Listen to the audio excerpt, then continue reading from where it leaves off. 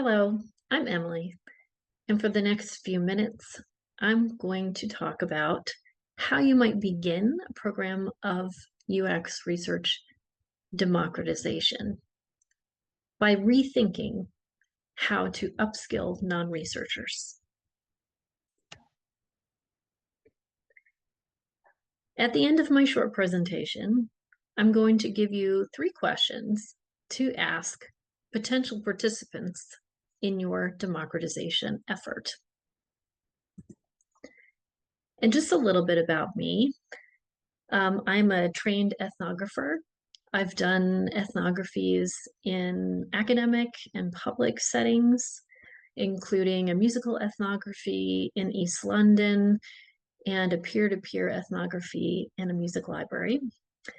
I'm also a classroom teacher. I taught university courses in English as a second language and also music. And I was also a union steward for 10 years at an Ivy League university for clerical workers there, and did some community organizing and political organizing as well.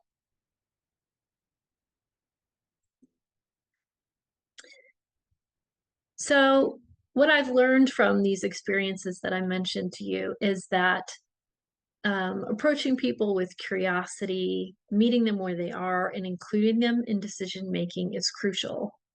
This also comes naturally to us as UX researchers. So let's start with the term upskill.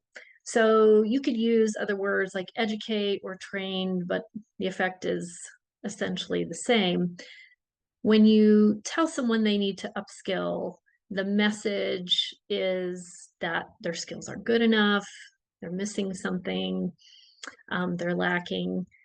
So instead, let's lead with curiosity. What can you learn about their existing skills, about what they do every day, about their work? This was something I learned very early on as a union steward, to understand the value of people's labor and respect that. And then you get off on the right foot.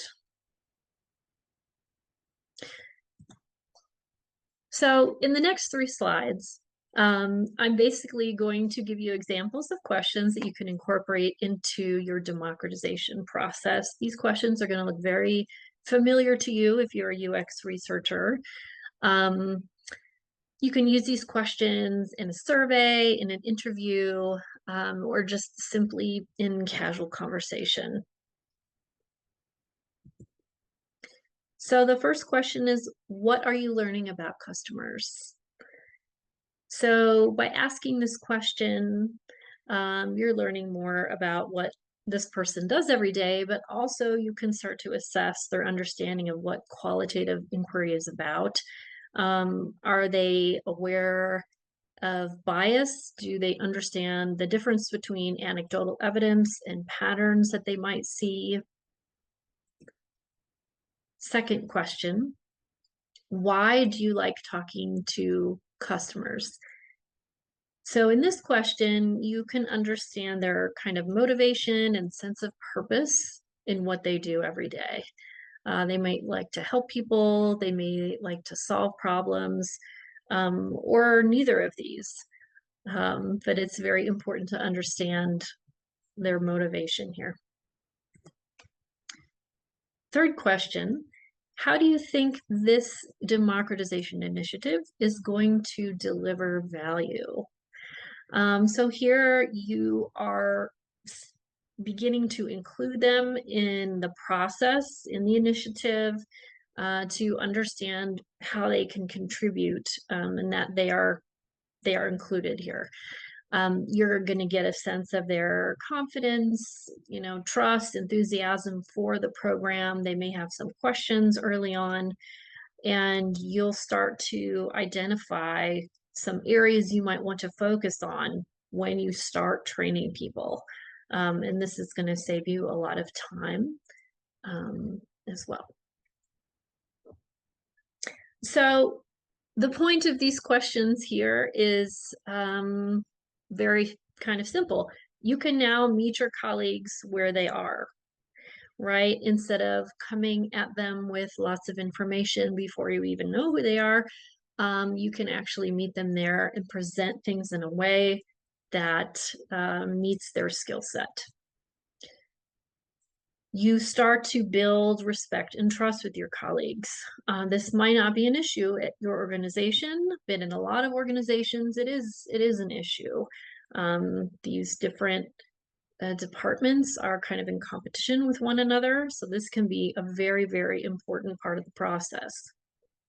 Because if you can do that, then you're in a good position to advocate for UXR.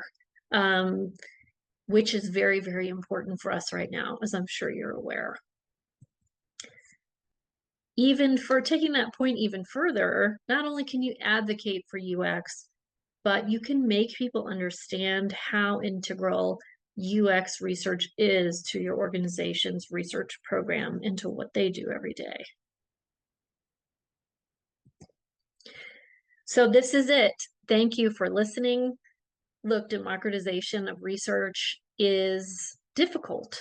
In a recent workshop, I listened to the panelists were talking about different power struggles, trust, like proprietary research, who owns the research, and so forth. So there are a lot of potential kind of pitfalls in the process.